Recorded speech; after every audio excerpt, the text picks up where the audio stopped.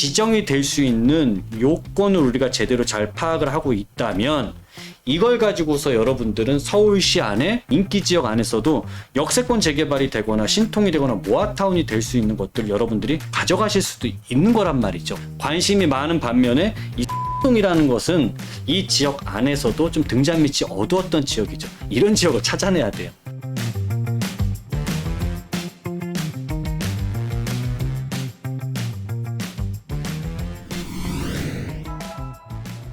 안녕하세요. 대부권의 이상수입니다.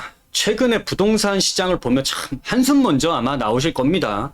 이 와중에서요, 서울시에서 지난주에 굉장히 이제는 이 수요 억제책 중에 가장 강력하다라고 할 수 있는 대책까지 발표를 해버렸기 때문에 여러분들이 혼란을 겪지 않으려면 미리 이런 부분에 대한 게 파악이 돼 있고 준비가 돼 있다라고 한다면 큰 걱정은 안 되실 겁니다. 그리고 그 속에서도 분명히 항상 시장이 변하고 정책이 변했을 때는 틈새가, 그것도 황금 틈새가 만들어지기 때문에 이런 기회도 우리가 엿볼 수가 있는 부분이거든요. 자, 오늘 서울시가 내놓은 대책은 어떤 것인지 보고요. 그 속에서 황금과 같은 틈새는 어디 있는지 같이 알아보도록 하겠습니다. 지난주에 굉장히 센 이런 규제책이 발표가 됐는데 시장에서는 온통 주택담보대출이나 전세자금 대출 제한에 관심도가 쏠려 있다 보니까 사실 이 내용이 좀 묻힌 부분이 있어요. 서울시 모아타운 투기 원천 봉쇄에서 토지거래 허가 구역으로 지정을 하겠다. 89곳 지정하겠다. 핀셋 규제로 투기를 원천적으로 차단을 하겠다. 라는데 어디를 차단할 거야 라고 봤더니 모아타운 대상지 89곳과 인근 지역 총 11제곱킬로미터가 지정이 된다. 제목의 타이틀로만 본다면은 서울 안에 현재 추진되고 있는 모든 모아타운 지역은 토지거래 허가 구역으로 묶인다라는 소리입니다. 현재 서울시에서 재개발로 시작을 하고 있는 게 신속통합기획이라는 재개발 사업이 있죠. 이 신통기획 같은 경우에는 현재 지정이 되게 되면 바로 토지거래 허가 구역으로 지정이 되고 건축행위 허가 제한으로도 지정이 되면서 더 이상 신축도 만들 수 없고 이 지역엔 거래도 쉽지 않게 만드는 상황이 되는 게 바로 신속통합 개발인데 이제는 모아타운까지도 지금 이 신속통합처럼 지금 이런 내용들이 발표가 된 거예요. 그래서 서울시의 자료를 좀 더 면밀하게 제가 검토를 해봤습니다. 지금 아파트는 불장이다 보니까 정부나 서울시에서 좀 누르고 있는 상황이죠. 여러 가지 허가 구역을 지정을 하고 하잖아요.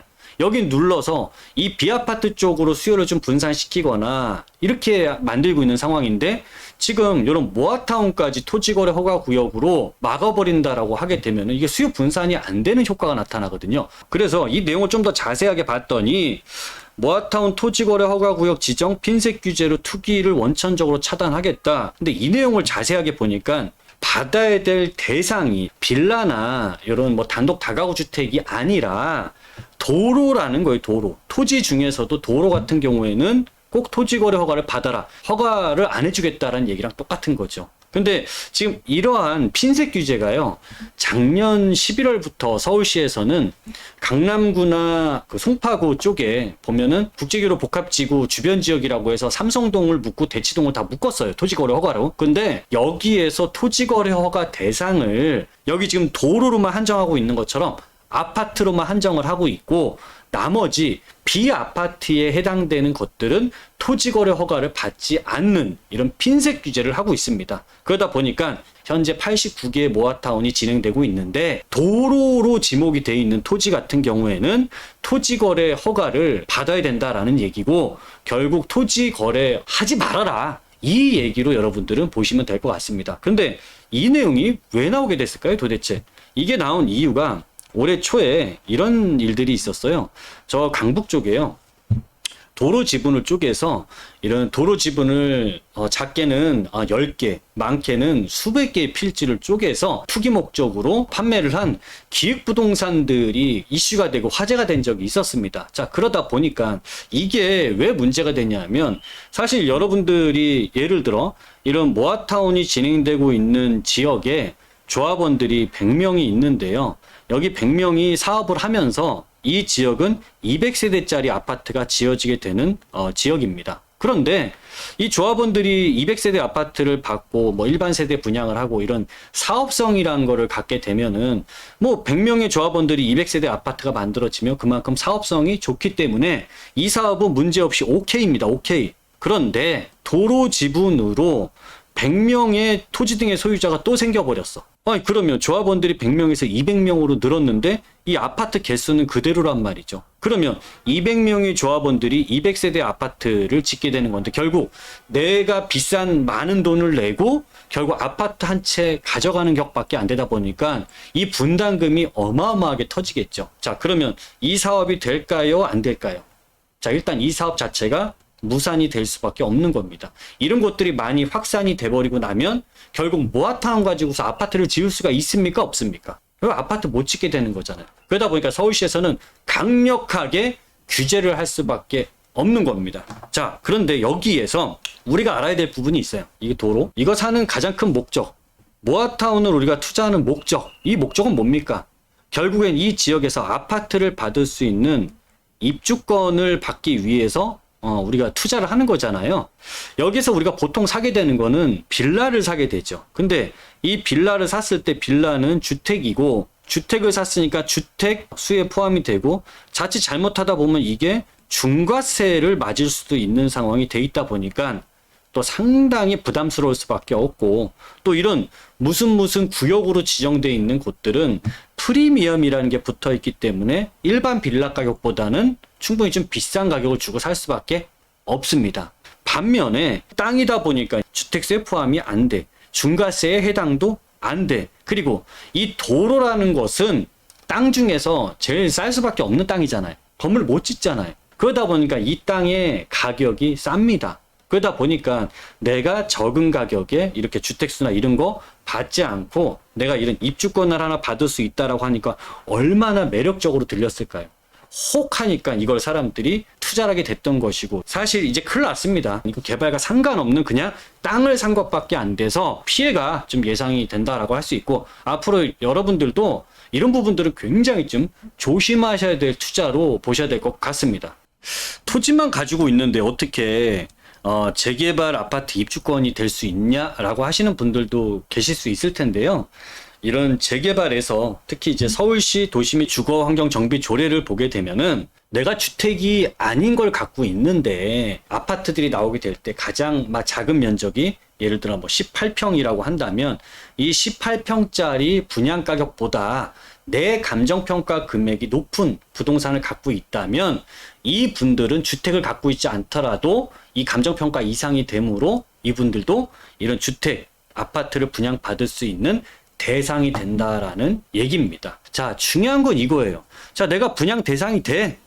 이 안에 내가 빌라도 갖고 있고 이 세 번째 해당되는 거 이상으로 난 좀 큰 거 갖고 있으니까 분양 대상에는 문제가 없지. 그런데 중요한 건 이겁니다. 아니 이 지역이 이렇게 재개발 된다라고 했다가 재개발이 안 되면 어떻게 되는 겁니까? 말짱 도루묵 되는 거 아닙니까?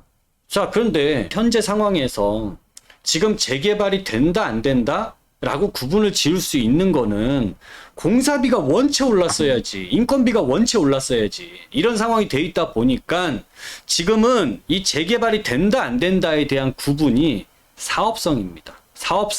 사업성이 있어야 시공사도 붙고 여기에 대한 수익이 남아야 조합원들도 동의합니다. 도장 꽝꽝꽝 동의율 80% 이상 달성할 수가 있는 거예요. 그런데 내가 들어가는 돈은 분담금은 잔뜩 나가야 되는데 아파트 가격은 얼마 안 하고 사업성 자체가 없는 사업지라고 한다면 이거 암만 분양 자격이 뭐고 따져봐야 뭐합니까? 재개발이 안 되면 말짱 도루묵인데. 그래서 본질적으로 가장 중요한 것은 사업성이 있냐 없냐를 검토할 줄 안 상황에서 이것들이 뒤따라 와야 되는 거지 사업성이라는 포인트가 먼저 돼야지 가능한 얘기입니다. 그래서 우리는 가장 먼저 뭘 봐야 되냐면 사업성이란 부분을 볼 수 있어야 돼요. 자, 보세요.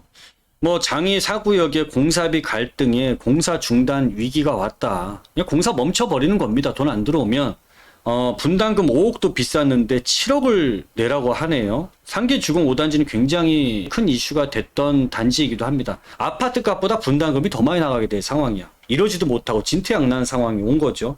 그리고 저 미추홀구의 1 재개발 올수도 공사비 협상의 난항이다. 지금 이게 가장 큰 문제야. 이 공사비를 감당할 수 있는 지역들이 천지개벽하는 지역으로 바뀌는 겁니다. 이 부분들을 반드시 여러분들이 기억을 잘 하셔야 됩니다. 자, 이 사업 방식을 놓고서 일반 재개발이라고 한다면 여러분들이 늘상적으로 알고 있는 용적률 250% 전후에 재개발 사업을 얘기합니다.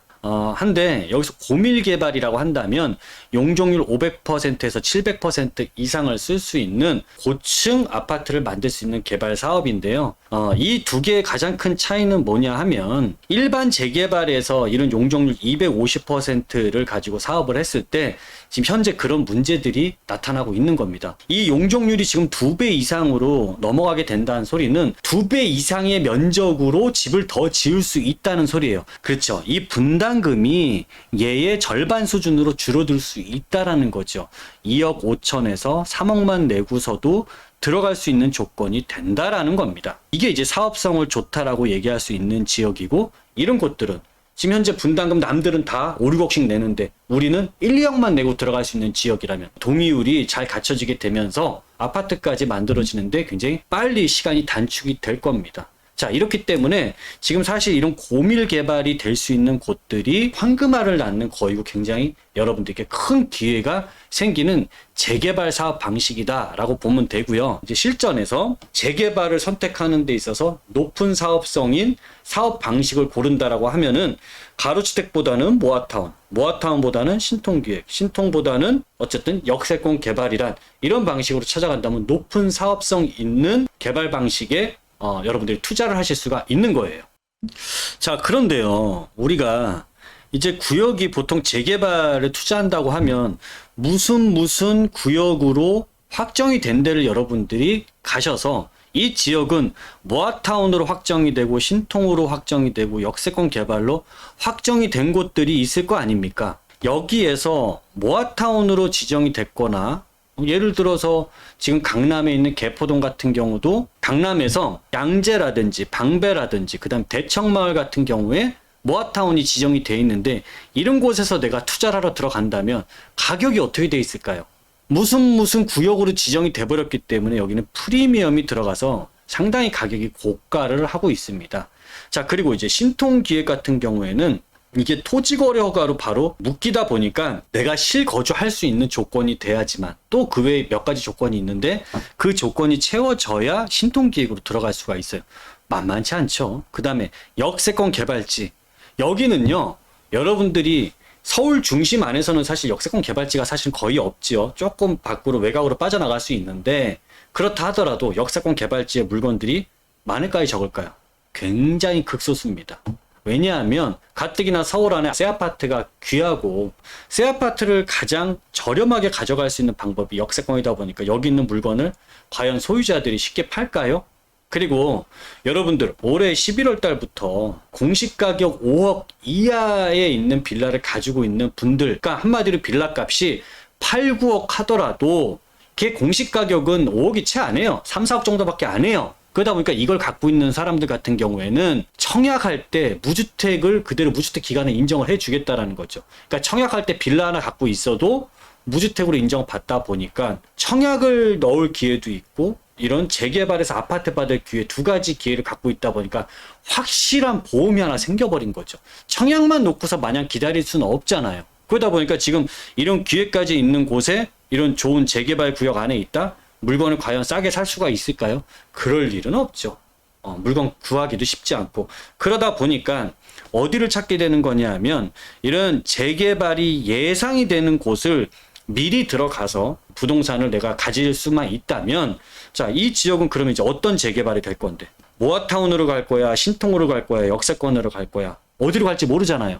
그렇기 때문에 지금 얘네들의 모아타운이 지정되는 조건이나 신통, 역세권 재개발이 지정이 될 수 있는 요건을 우리가 제대로 잘 파악을 하고 있다면 이걸 가지고서 여러분들은 서울시 안에 인기 지역 안에서도 역세권 재개발이 되거나 신통이 되거나 모아타운이 될 수 있는 것들을 여러분들이 가져가실 수도 있는 거란 말이죠. 이런 기준들을 여러분들이 사실 일일이 다 이런 법률적인 검토를 할 수 있는 것도 아니고, 또 이 지역에 대한 입지 분석이라든지 미래 가치에 대한 부분을 다 검토하는 건 상당히 어려운 일입니다. 그래서 저는 제가 시청자분들이나 저한테 상담 오시는 분들, 또 세미나 할 때 제가 말씀드리는 저 나름대로 4가지 기준을 놓고서 저는 이제 추천을 해드리고 있거든요. 그 조건을 잠깐 공개해 보겠습니다.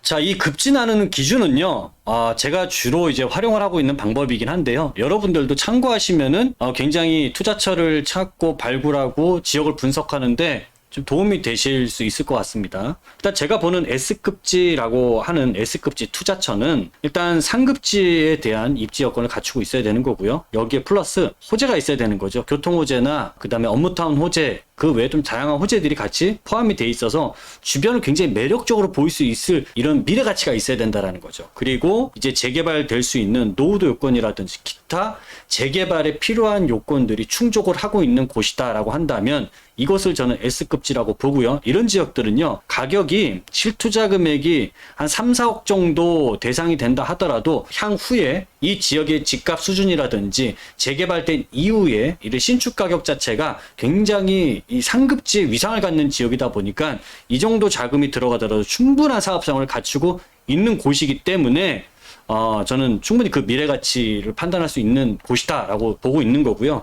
여기에 이제 지역 따라 좀 차등이 있죠. 우리가 상급지와 중급지로 구분을 나눴을 때 지금 중상급지라고 떠오를 수 있는 지역들이라고 한다면 마포 쪽이라든지 옥수동, 금호동, 그 다음에 중구, 그리고 뭐 동작구, 이런 지역들이 이제 중상급지라고 볼 수 있는 지역인데, 이런 지역 안에서 업무시설이라든지 대규모 상업시설 등의 호재가 있고 이 지역이 재개발될 가능성까지 있다라고 한다면 저는 A+급이라고 판단하고 있는 곳들입니다. 그래서 이런 것들은 실투자 금액이 대략 한 2, 3억 정도 들어가는 지역들이 있는 거고, 여기서 이제 A-라고 하는 것들은 이제 중급지에 있으면서 호재 플러스 개발, 재개발될 수 있는 이런 것들은 투자가 1억에서 1억 5천.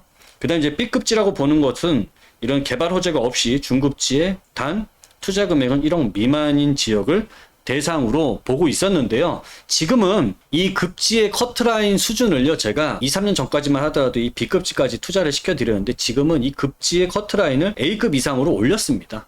왜 그러냐면은 우리 공시가 126%룰 때문에 아시다시피 매매 가격에 비해서 공시가 126% 룰로 전세값이 낮아진 상황이잖아요. 그러니까 투자 금액이 서울의 외곽이든 중심부든 전반적인 투자 금액이 상승해 있는 상황입니다. 그러다 보니까 최소 서울의 외곽 쪽만 하더라도 예를 들어 중랑구 쪽에 있는 면목동 쪽이라든지 그다음 강서구에 가서도요, 이게 신축 한 투룸 정도를 내가 이런 세금 혜택 받을 수 있는 걸 사는데 대략 1억 5천 이상이 들어갑니다. 그렇다라고 했을 때는 1억 5천 정도 되는 투자 금액에서 최선을 어딜까라고 보면 제가 기준으로 삼고 있는 A-급지가 되는 거고, 중급지 정도 되는 지역에서 호재가 있고 재개발까지 가능한 지역, 이런 곳들이라고 한다면 우리가 한 1억 5천 정도에서 1억 정도 투자가 가장 최선의 선택이 될 수 있다라는 거죠. 제가 4년 전에 투자를 추천해 드렸던 지역이 성동구에 있는 사근동이라는 곳입니다. 지금은 신통기획 재개발 2차에